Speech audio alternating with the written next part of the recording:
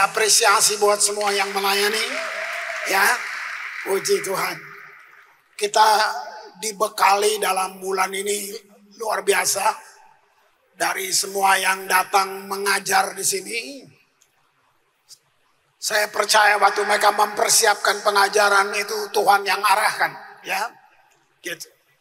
Kita mulai dari mengikuti sejarah pulau-pulau, negeri pesisir laut. Tadi kita dengar fotum Yesaya membukakan, mari menyanyi, hai pulau-pulau, tanah-tanah pesisir laut. Wow, luar biasa. Itu sejarah yang kita baru dapat pelajaran bagus. Lalu kemarin kita dipertajam lagi, kalau boleh kayak semua ditampar begitu. Nah, termasuk saya, kita sangat berasumsi, itu sudah kita, dengan siapa aja.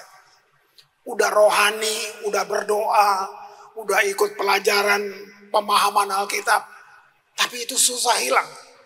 Dan yang paling menampar kita adalah, termasuk dengan Tuhan, kita berasumsi. Oke, itu proses kita. Lalu semua leaders, semua pengerja, 3 hari kita diacak-acak, kita dikocok seluruh isi hati kepala kita dengan self awareness.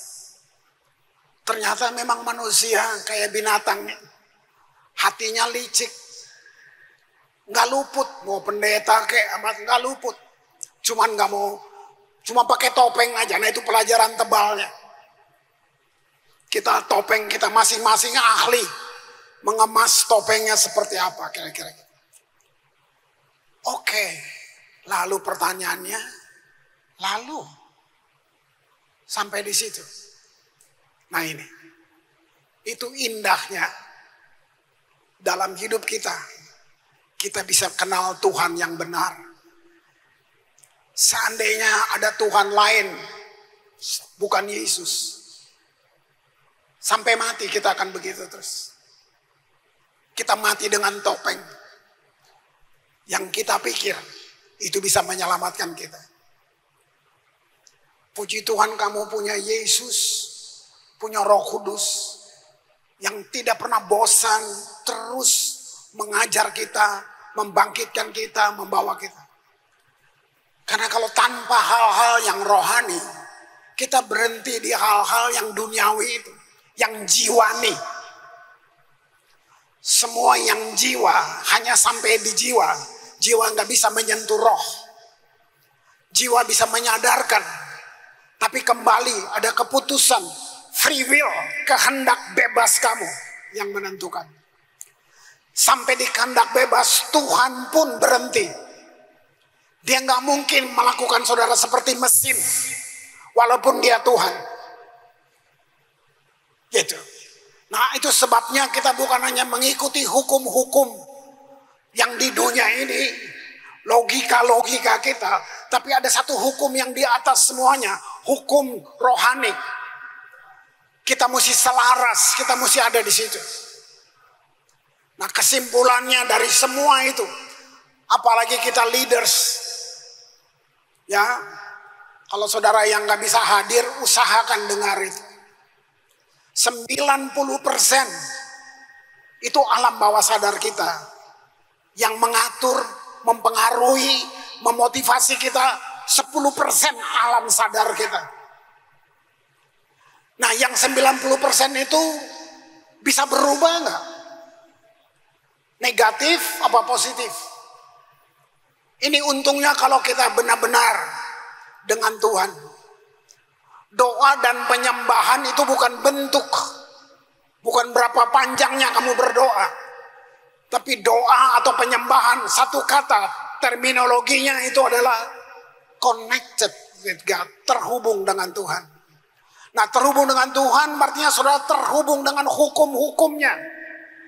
Jadi mari kita melatih jiwa kita untuk kita bisa bekerja sama dengan Dia. Kalau enggak kita terperangkap hanya dengan hukum-hukum jiwani itu. bekerja sama dengan hukum Allah. Kenapa? Karena Tuhan tidak akan melanggar hukum-hukumnya. Seluruh bumi ini diciptakan, bayangkan, berdasarkan hukum-hukumnya. Jadi ada dua hukum, ada dua dimensi. Dimensi yang kita sekarang sama dimensi spiritual itu. Nah, berapa banyak kita kasih makan? Kalau enggak kita terus enggak berhenti. Memang sampai mati terus itu ada. Keluhan, kecewa akan ada terus. Pertanyaannya, apakah kita dikendalikan, kita dikontrol oleh alam bawah sadar itu terus, gitu. Gitu. Ada hukum gravitasi. Saudara bisa jelasin itu? Apa kita berhenti di situ? Cuman itu? Begitukah hidup? Tapi ada hukum rohani. Siapapun kita yang mentaati hukum itu, kita mengalami hasilnya. Itu sebabnya peperangan itu di situ. Semua di sini, peperangan itu di sini. Ya, ada hukum rohani. Kita nggak bisa berdoa tanpa mengerti cara kerjanya Tuhan. Nggak bisa. Bukan laporan, bukan bawa list ke Tuhan. Itu seakan-akan gini, Tuhan tidak tahu kebutuhan kamu, kamu mesti lapor, bantu dia, kasih tahu. Nah itu cacat. Kita lebih kenal hal yang di jiwa, yang tiap hari dengan kita, dibanding yang kita kenal siapa yang ciptakan kita. Penghalangnya, satu spirit namanya religi. To bound. Religi itu dia belenggu kamu. Agama itu musuh. Jadi kalau Kristen berhenti sebagai agama, kita habis. Kita gagal. Saya dulu sering berpikir, kalau saya berdoa sungguh-sungguh, Tuhan pasti bergerak. Masuk akal. Pengajaran juga bilang begitu. Tapi kenyataannya, begitu banyak doa yang tidak kunjung dijawab. Bukan karena Tuhan tidak mau. Tapi karena saya tidak ngerti bagaimana hukum rohani itu bekerja.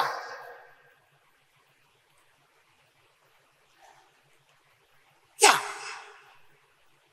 Kita bangun dulu menara doa 24 jam. Saya yang bangun itu. Jadi saya mesti mengaku. Apa dasarnya? Cinta Tuhan? Bukan. Takut mati. Ambon lagi konflik besar, konflik berdarah. Kita bangun. Jadi niat doanya nggak salah. Motivasinya, pengertiannya, semuanya. Takut mati. Sepanjang kita doa, cuman laporan, ada orang mati di sini, ada begini, ada begini. Jadi seperti Tuhan tidak tahu, kita yang mesti bantu dia kasih tahu. Tulus saja nggak cukup. Akhirnya stop, mulai lagi baru, sampai kita ngerti. Semua yang harus. Itu nggak ada nilai.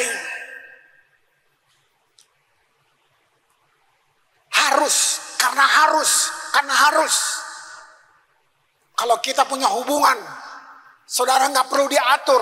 I will, saya mau. Jadi kehendak bebas itu kualitasnya di situ. Risikonya ada di situ, kualitasnya juga ada di situ. Tuhan taruh free will. Dengan kata lain, ciptaan bebas menolak pencipta, free will. Bisa nggak Tuhan menjaga Adam supaya dia nggak tergoda dan Hawa? Bisa dong. Bisa nggak Tuhan pagari dia? Bisa. Kenapa enggak? Free will.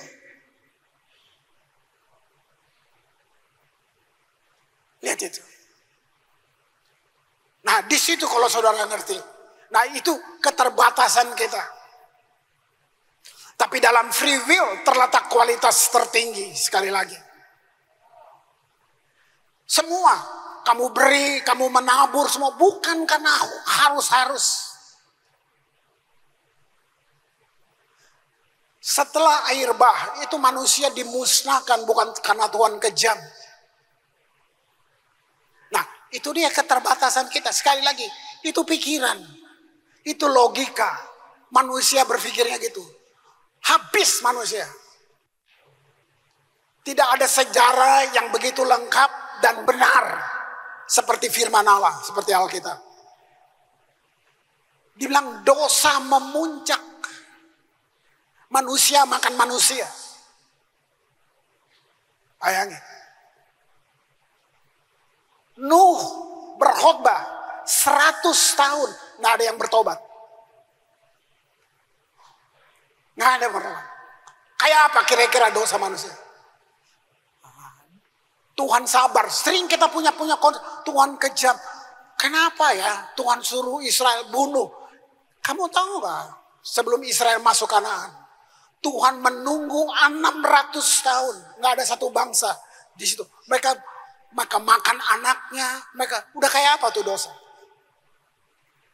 Makanya sebelum Israel masuk ke situ, Tuhan harus bilang musnahkan dulu. Tidak semuanya yang begitu. Tapi Tuhan bilang musnahkan semua penyembah-penyembah itu. Jadi bukan kejam. Dia sabar 600 tahun. Lah, lama. Itu luar biasa. Nah, lihat waktu sampai di tahap itu. Kalau kita ngerti, oh ini maksud Tuhan. Nah, kalau enggak yang kamu ngerti, yang sementara semua sifatnya. Paulus mencatat manusia duniawi tidak bisa menerima apa yang berasal dari Roh Allah. Manusia duniawi itu bukan orang bodoh. Kamu boleh punya banyak gelar akademis. Di luar Tuhan, tanpa hal-hal yang spiritual, kamu antropos fisikos, manusia daging, manusia duniawi. Nah, mari kita yang sudah belajar ini, perlu ada satu keputusan yang sengaja memilih, melatih jiwa kita. Seperti itu. Efesus 3 ayat 20. Bagi dialah yang dapat melakukan, cuman dia, nggak ada manusia yang lain. Bagi dialah yang dapat melakukan jauh lebih banyak daripada yang kita doakan. Kamu sudah baca ini banyak kali. Terjadi nggak? Atau pikirkan seperti yang ternyata dari kuasa yang bekerja di dalam kita. Bisa kamu buktikan nggak di rumah, di tempat kamu kerja, bahwa ada kuasa di atas segala kuasa yang terus bekerja dalam kamu. Karena kamu terhisap dengan peraturan dunia, godaan dunia, dengan semuanya. Walaupun kamu mengaku Kristen, berarti Kristenmu agama. Belum jadi kehidupan seperti yang Yesus mau. Dia bisa melakukan lebih dari yang kamu doakan. Sudah baca kita, termasuk saya. Makanya saya bilang, saya pikir kalau saya berdoa dan menangis-nangis buat Tuhan. Bukan gak boleh nangis, bukan. Tapi saya seperti gak mengerti hukumnya dia. Itu. Tuhan memang betul-betul maha kuasa.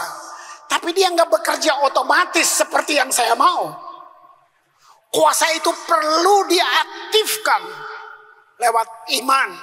Nggak cukup tindakan. Jadi aktifkan, nggak cukup. Iman. Nah, iman itu tidak anti intelektual. Tapi iman bukan intelektual. Iman lebih tinggi. Jadi kamu latih, aktifkan. Nah, di situ intelektual kamu boleh terlibat. Kamu baca, kamu enggak. Kenapa? Karena belum selesai. Iman perlu masuk. Habis iman apa? Tindakan. Sering bilang, speak words. Tapi kalau kamu nggak ada tindakan iman, semua itu sesuai dengan firman. Makanya firman bilang begini, bagi banyak orang aku seperti tanda ajaib. Nggak ada pengetahuan yang bisa bikin ini buat kamu. Nggak ada. Nggak ada. Itu. Kehendak bebas itu sesuatu yang apa? Nggak akan dilanggar. Tuhan nggak akan langgar itu. Tuhan nggak menentang kehendak bebas. Saya pernah, Tuhan nggak jorok kamu ke neraka. Pilihan kamu yang bawa ke situ. Jadi jangan salahkan dia. Kehendak bebas. Artinya tanggung jawab ada di tangan kita. Luar biasa. Ya, Tuhan beri kita kuasa. Tapi kita harus apa tuh? Pakai iman. Kita harus menyalakannya dengan iman. Sudah ada, bukan minta. Kita nggak minta, sudah. Dia sudah mati 2000 tahun lalu. Kamu belum lahir. Dosamu sudah ditebus, kutukmu sudah ditebus. Pertanyaan hari ini bukan minta, tapi keluarkan. Nah, apa kendaraannya apa? Iman. Kita tidak berperang untuk menang. Kita berperang dari posisi menang. Dia sudah menang buat kita. Maut dikutuk, semuanya sudah. Nah, kalau enggak kita terus perangnya di sini. Di sini perangnya kan. Masuk akal enggak sih? Kalau semua masuk akal, enggak perlu Tuhan. Pakai aja akal. Gitu. Wah, ya. Kehendak bebas kita. Mazmur 107 ayat 20. Disampaikannya firman-Nya dan disembuhkannya mereka. Oke, firman apa? Alkitab bilang huruf itu mati, tapi roh menghidupkan. Yohanes bilang firman itu Allah menjadi manusia. Itu. Jadi firman-Nya disampaikan dan disembuhkannya mereka. Diluputkannya mereka dari liang kubur. Sudah dijamin semuanya. Amsal. Karena itulah yang menjadi kehidupan bagi mereka yang mendapatkannya. Mendapatkan apa? Mendapatkan yang dunia tidak bisa kasih buat kamu. Kesembuhan bagi seluruh tubuh mereka. Itu dia. Wow. Renungkan 2 ayat ini. Firman itu kayak resep dari dokter, dari segala dokter. Tuhan itu tabib di atas segala tabib. Dokter dari segala dokter. Kamu sakit, kamu pergi ke dokter, dokter bikin resep. Kalau pasiennya nggak minum obatnya, kapan mau sembuh? Itu dokter yang di dunia.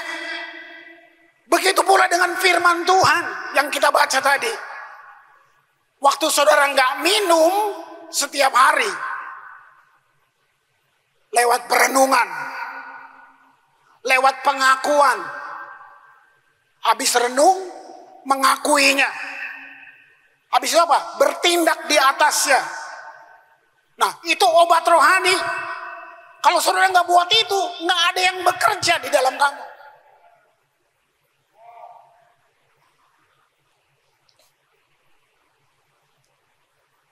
Sayang nggak semua pengerja ikut kemarin self awareness. Mungkin kita pengen ada, ya kalau itu urusan paling penting untuk keluarga lu, itu lebih hebat.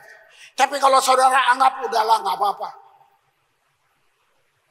Kenapa kamu mau jadi pengerja? Kita sedang mengurus orang, saudara. Saya kembali ke peristiwa Nuh. Jangan pikir kamu nggak dibayar jadi pengerja. Tapi mari saya kasih tahu. Setelah air bah, ini bilang Noah covenant. Ini perjanjian Tuhan.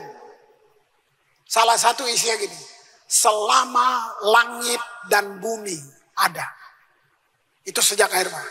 Selama langit dan bumi ada. Hukum tabur dan tuai akan terus berlangsung. Kamu akan tuai apa yang kamu tabur. Kamu mau tuai yang baik, tabur yang baik. Kamu mau tuai kesejahteraan, pikirin aja. Kiranya rohmu mendengar ini. Gak usah nyatu lah. Gak usah asumsian lah. Stop. Mari latih. Sepakat, selaras dengan dia. Itu hukum. Gak usah jadi Kristen. Hukum itu berlaku. Selama langit dan bumi masih ada. Hukum tabur tuai akan terus. Kamu tabur apa? Kamu tuai apa? Nah, Tuhan pakai hukum menentukan segala sesuatu. Wow. Nah, saya menyadari ternyata bahwa kunci kesembuhan, damai, berkat bukan pada doa yang panjang atau air mata, tapi pada ketaatan terhadap hukum Allah. Itu dia. Kalau kamu nggak siram firman itu, ditanam, disiram, dijaga, wah, kita nggak bisa bikin apa-apa. Kita nggak bisa berdoa minta damai, lalu tetap biarkan pikiran dipenuhi kekhawatiran.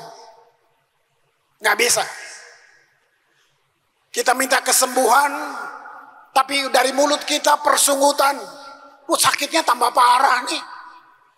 Ya, bukan cuma saudara. Saya sedang ngomong buat diri saya. Dalam banyak hal. Kamu boleh berkhotbah, Chris. Berapa banyak, berapa persen dari khotbah itu dia benar-benar mengubah kamu. Saya pernah bilang di sini, lagi persiapan saya nyanyi, crisis enough. Ada suara bilang, are you sure crisis enough? Langsung saya takut sendiri.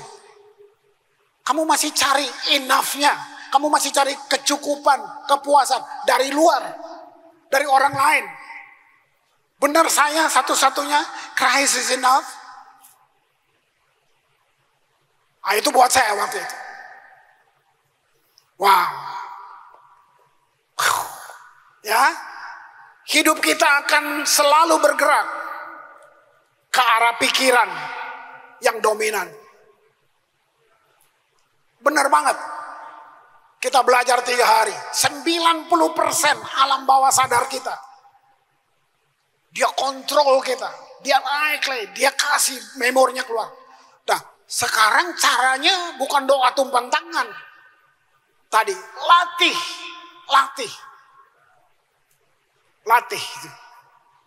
Amsal 23 ayat 7a. Seperti orang yang membuat perhitungan dalam dirinya sendiri, demikianlah ia. Kamu nilai apa tentang dirimu? Itu kamu. Saya anak haram, Pak. Lu haram loh. Lu ngaku sendiri. Kamu bernubuat buat diri lu sendiri. Yang haram bapak mama lu. Kamu kan gak pengen lahir kayak gitu. Waktu kamu tahu kebenaran. You are God masterpiece. Itu yang kamu declare. Bukan gua anak sial. Karena keinginan daging adalah maut. Tapi keinginan roh adalah hidup dalam damai sejahtera. Ini peperangannya. Ini yang akan terus masuk di alam bawah sadarmu. Kalau ini lebih banyak, kamu hebat. Bukan yang sial-sial itu. Betul, masa kecil apa semua sama. Itu perjalanan peperangan saya juga. Wow. Ya. Jadi sebenarnya perjalanan hidup kita sesuai dengan pikiran kita. Bukan karena Tuhan menentukan segalanya. Tapi saya dan saudara yang beri izin lewat apa yang kita percaya dan kita pikirkan. Wah. Nah, kalau ada satu kesimpulan, kalau ada satu kesadaran, khususnya yang 3 hari kemarin kita, para pengerja semuanya, kesadaran yang gini, ternyata sayalah masalahnya, bukan Tuhan. Saya ngomong sama dirimu, masalahnya saya, bukan Tuhan. Kita berasumsi dengan Tuhan, wow, itu saya kayak ditempeleng. Saya nggak janjian dengan Joji tadi, dia kasih pembukaan ibadah dengan ayat-ayat dan statement-statementnya. Buat saya, wah itu sudah. Itu keselarasan. Hari ini saya kasih judul pelajaran adalah musim yang paling sulit akan berakhir.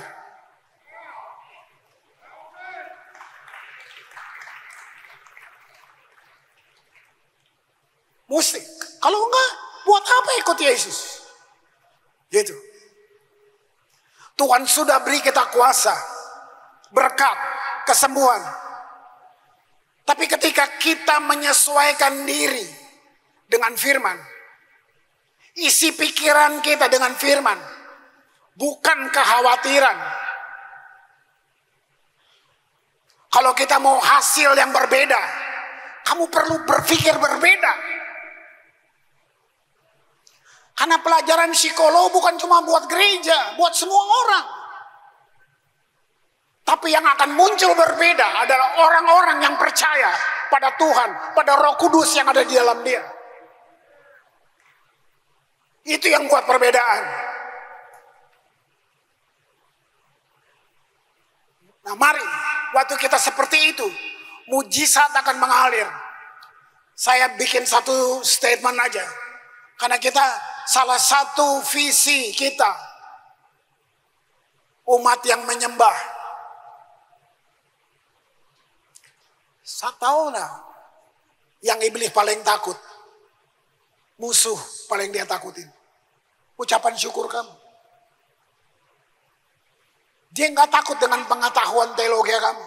Dia lebih pintar dari lo. 6.000 tahun lebih berpengalaman.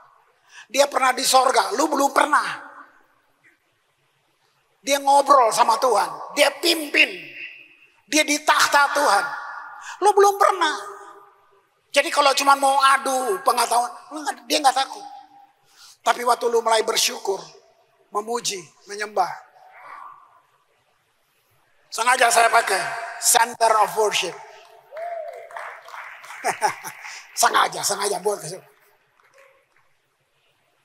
Waktu itu dia gemetar di situ. Kenapa? Karena syukur itu adalah satu pemahaman panjang yang kamu padatkan dengan statement-statement yang mahal.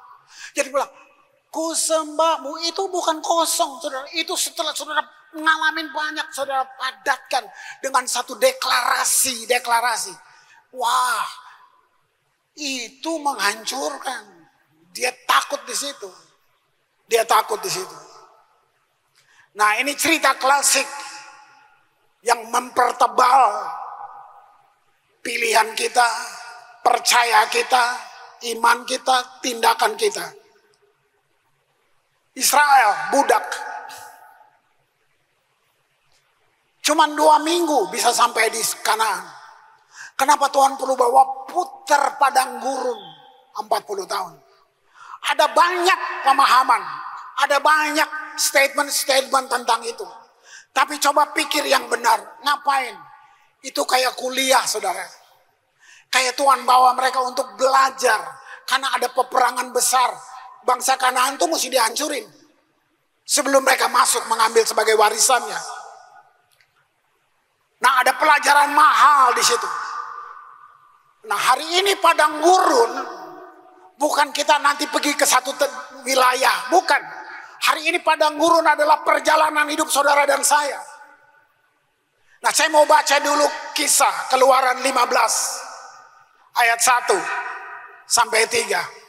Ini perjalanan Israel. Pada waktu itu Musa bersama-sama dengan orang Israel menyanyikan nyanyian bagi Tuhan yang berbunyi, baiklah aku menyanyi bagi Tuhan, sebab ia tinggi luhur, kuda dan penunggangnya dilemparkannya ke dalam laut. Tuhan itu kekuatanku dan mazmurku, ia tetap menjadi keselamatanku. Ia Allahku, kupuji dia. Ia Allah Bapakku, kuluhurkan dia. Wow, Tuhan itu pahlawan perang. Tuhan itulah namanya. Nyanyian ini ditulis Musa, bukan di Mesir. Setelah mereka menyeberang Laut Kulsum, Laut Mati, Laut Merah, itu namanya. Baru ini keluar. Keluaran 15, ini satu lagu penyembahan. Mau saya katakan tercatat dalam kitab suci, satu puisi tertua di dunia. Dan Musa yang menulis. Daud belum ada pemazmur.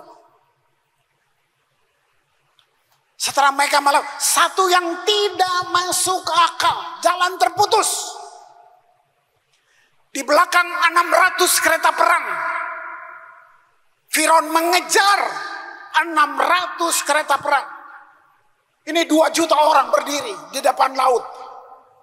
Mereka ambil batu mau lempar Musa. Ngapain lu bunuh kita di sini? Mending kita balik lagi di budak. Musa pun nggak tahu mau bilang apa.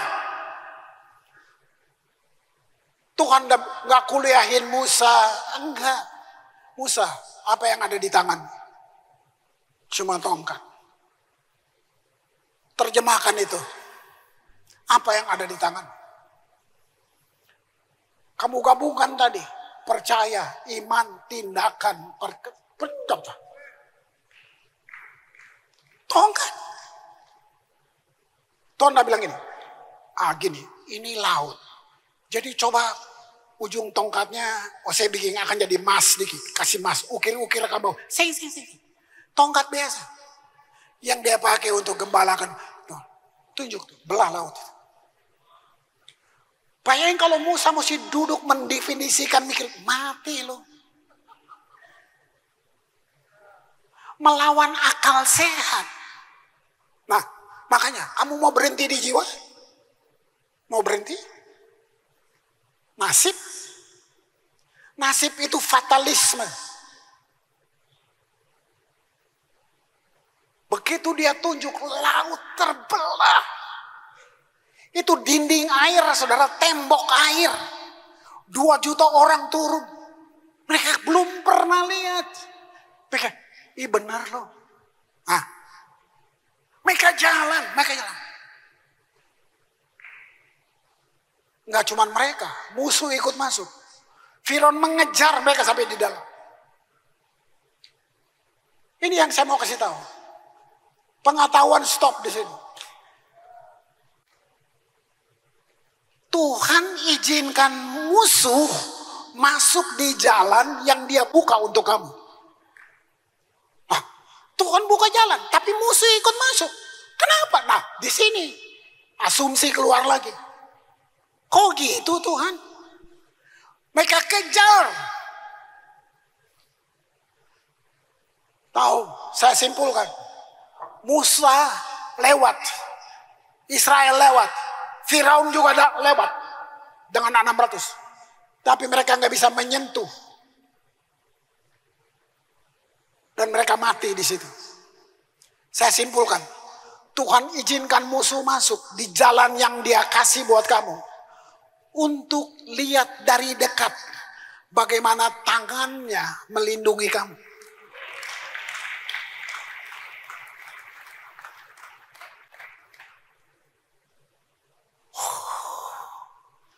Nah, saya bilang ini nyanyian kekal karena Keluaran 15 saya compare dengan Wahyu 15. Ini nyanyian kudus untuk selama-lamanya.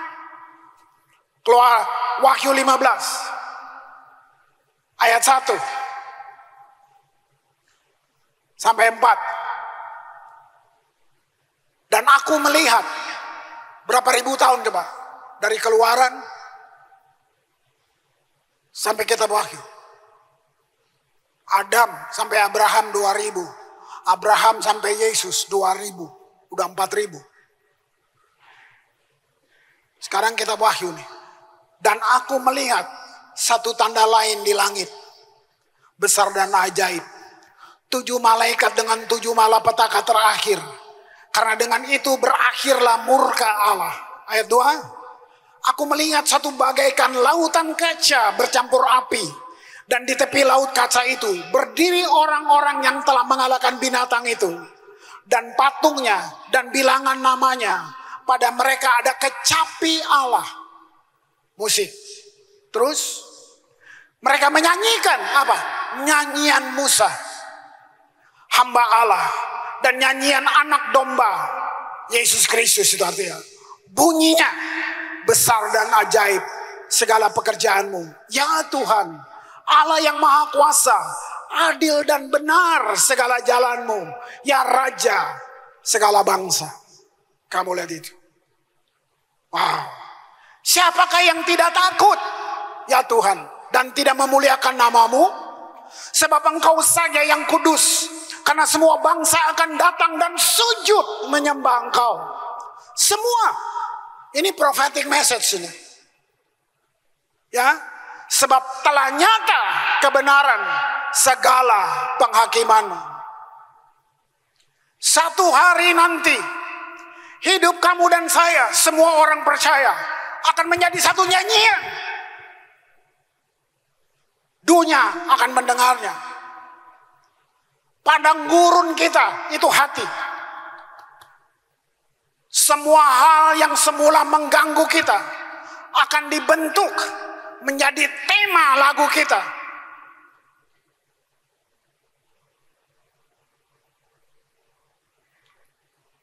Luar biasa. Roh Kudus akan memberi kamu nyanyian di saat matahari terbit.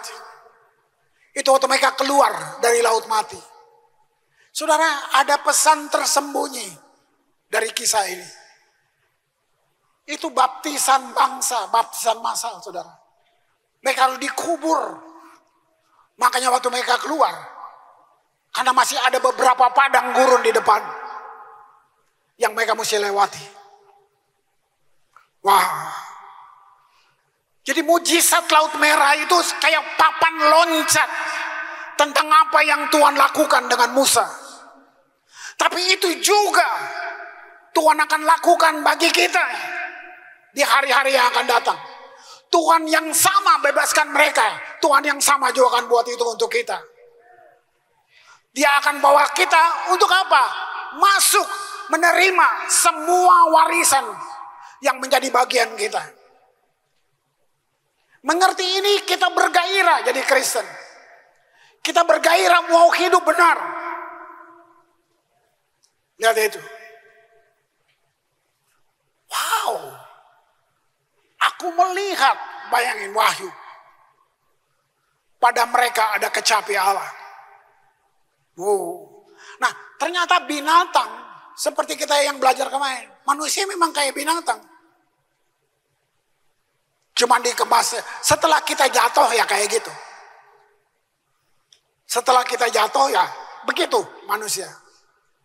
Mazmur 71, 73 ayat 22. Aku dungu dan tidak mengerti. Seperti hewan aku di dekatmu.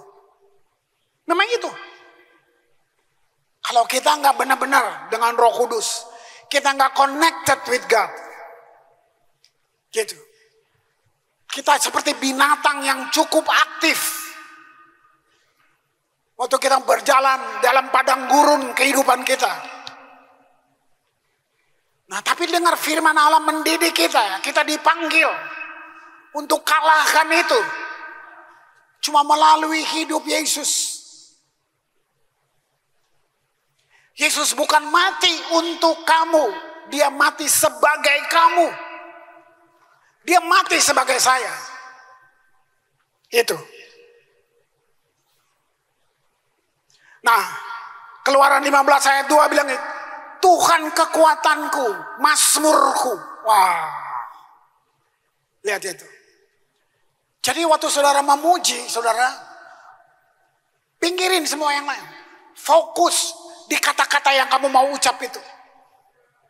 Itu bobotnya. Di situ bobotnya.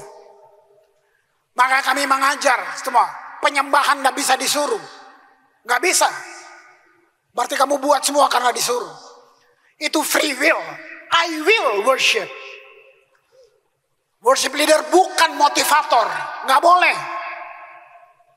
Gak usah kasih kesan buat orang bahwa saya pemimpin. No. Ini tentang saya dan Tuhan. Gak usah membuktikan bahwa saya diurapi. Itu bodoh. Kamu sudah diurapi. Kita merasa kurang. Itu dia. Makanya bilang alam bawah sadar itu yang naik terus. Udah rohani tapi masih ada yang naik. Masih ada yang naik. Cuma mau untuk mencuri kebenaran itu. Kita merasa belum memimpin kalau kita belum ngomong-ngomong gitu. Padahal ini kita sedang berdiri berhadapan dengan dia. Kata yadah itu hubungan intim suami istri. Itu terminologi worship. Waktu kamu bayangkan, waktu kamu menyembah, kamu sedang berhadapan muka dengan dia. Apa yang terjadi? Pertukaran. Kamu kasih emosimu, hatimu, pengakuanmu. Dia juga curahkannya buat kamu. Makanya ini yang paling ditakuti. Ini yang paling ditakuti. Kata Tuhan dari kata Yah. Itu. Yah is my song of power. Lihat itu. Itu kata Tuhan. Nah, ini understanding. Kalau kamu ngerti ini, kamu nyanyi with understanding. Bukan nyanyi lihat-lihat HP. Enggak, itu bukan penyembahan. Itu. Nah, apa yang terjadi? Ayat 20 Keluaran 15. Wow.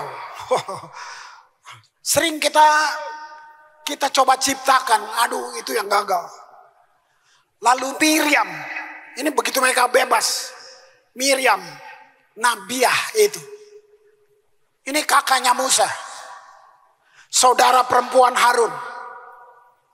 Jadi Harun itu juga kakak, Miriam baru Musa. Mengambil rebana. Nah, tiba-tiba emang dia udah siapin waktu keluar dari Mesir. Kita nggak tahu. Ambil rebana di tangannya. Dan tampillah, lihat, semua perempuan mengikutinya. Memukul rebana serta menari-nari. Wow. Tahu nggak hari itu? Oma Miriam umurnya 90 tahun. Menari di atas realita. Kelepasan dan kemenangan di bawah pengurapan profetik. Jadi bukan. Bayangin. Kenapa? Gak mungkin. Mesti mati di dalam laut. Tiba-tiba luput. Siapa bilang oma-oma gak bisa? Nih. Keluar. Menari. Wow. Itu gila itu. Itu alam menyaksikannya. Nggak main-main. Itu deklarasi iman percayanya. Keyakinannya. Karena kita saksi hidup. Kita luput.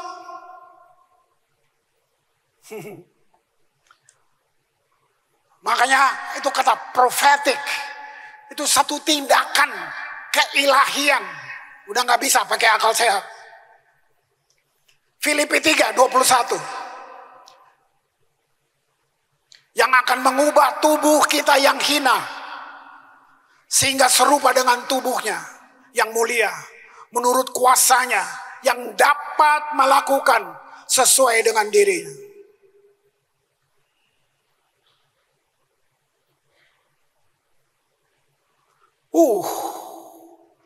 Wahyu 12 ayat 11.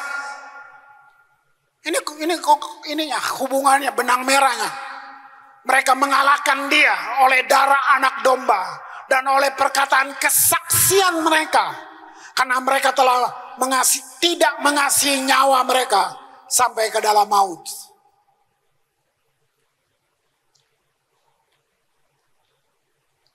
Kata Teberau, kan laut Teberau. Itu. Jadi ada beberapa, ini saya bedah literatur untuk cari ini. Diterjemahkan sebagai laut bambu, itu artinya. Itu Teberau. Kata Suf punya dua arti, bambu dan akar. Kalau kita tidak ngerti pesan tersembunyinya, kita berhenti di situ. Itu.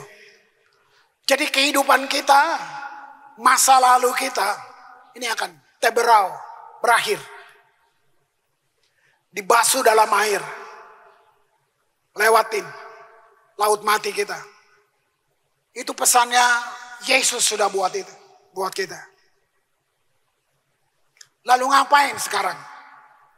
Nah itu, bergerak maju. Makanya judul kita, jalan terus. Walk with Jesus. Tanggalkan apa yang lain, taruh dia di atasnya. Gitu. Jalan terus. Semua kehidupan masa lalu kita sudah berakhir. Gitu. Kita masuk dalam satu kehidupan yang penuh. Ini penting, catat dulu, renungkan dulu. Kata supranatural. Supranatural itu wow, itu begini. Sudah di luar batas. Gitu. Itu dirancang Tuhan. Penyembahan kita tuh gini. Dia yang mengubah padang gurun jadi sebuah oasis yang supranatural. Dia rubah padang gurun di hatimu. Oasis itu yang 90% alam bawah sadar kita, itu oasis. Supranatural artinya melampaui hukum alam. Melampaui pemahaman ilmiah. Melampaui daya nalar manusia pada umumnya. Itu supranatural. Dan itu yang akan membuat kita kuat dan tunduk pada panggilan kita. Bukan terpaksa. Bukan terpaksa. Wow. Ibrani 11 ayat 25. Mari kita maju ke sana. Ibrani 11. Karena iman. Lihat itu. Ia lebih suka menderita sengsara dengan umat Allah daripada sementara menikmati kesenangan dosa. 26. Ia menganggap penghinaan karena Kristus sebagai kekayaan yang lebih besar daripada semua harta Mesir. Gini. Musa diberi gelar dan warisan putra Firaun. Itu gelarnya. Itu ambil, dia diadopsi.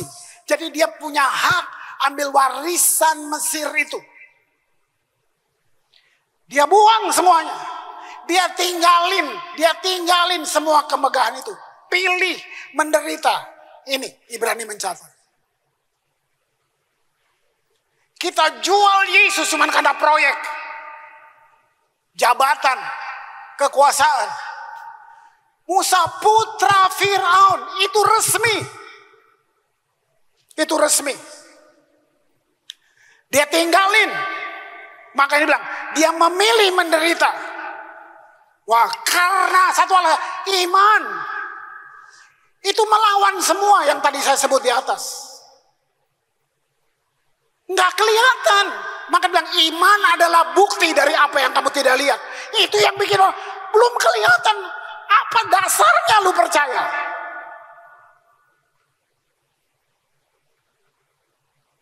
Wow. 26 yang menganggap penghinaan karena Kristus sebagai kekayaan yang lebih besar daripada semua harta Mesir. Sebab pandangannya, nah ini, ia arahkan kepada upah. Mari worship team. Mari masuk.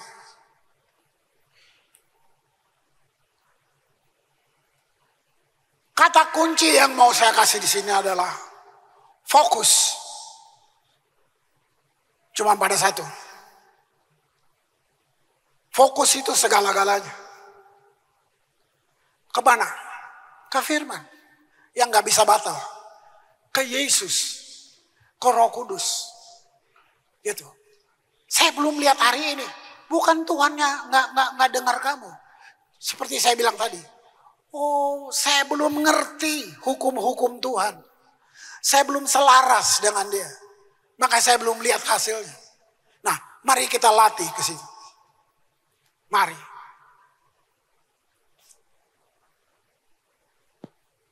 Nama daerahnya tuh, ini saya udah lupa berapa tahun lalu. Kita pimpin tur ke Israel, mampir di Roma. Itu namanya Katakombe. Itu jemaat mula-mula yang ditaruh di situ. Lalu mereka dibakar jadiin obor. Cuman tahu cerita kan, saya nggak lahir zaman itu. Waktu saya berdiri situ, terus kebayang cerita itu. Kaisar Nero itu kayak Tuhan, dewa. Duduk di panggung megah, besar stadion. Singa-singa lapar dilepas. Seluruh perwira tinggi, seluruh pejabat, semua rakyat duduk menonton. Jadi hiburannya orang Kristen dikasih makan singa, itu hiburan, gila gak? Nah, Katakombe itu tempat umat Kristen ditaruh di situ.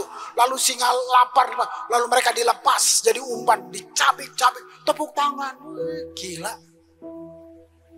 Yang paling parah, obor. Mereka diikat, siram ter, dibakar. Sementara itu terjadi, Nero mendengar mereka menyanyi. Enggak ditulis dia nyanyi apa, kalau enggak kita tiru. Tahu nggak? Ini sejarah. Nero gemetar. Ini pertanyaan dia. Siapa yang mereka sembah sampai mereka mau kayak gini?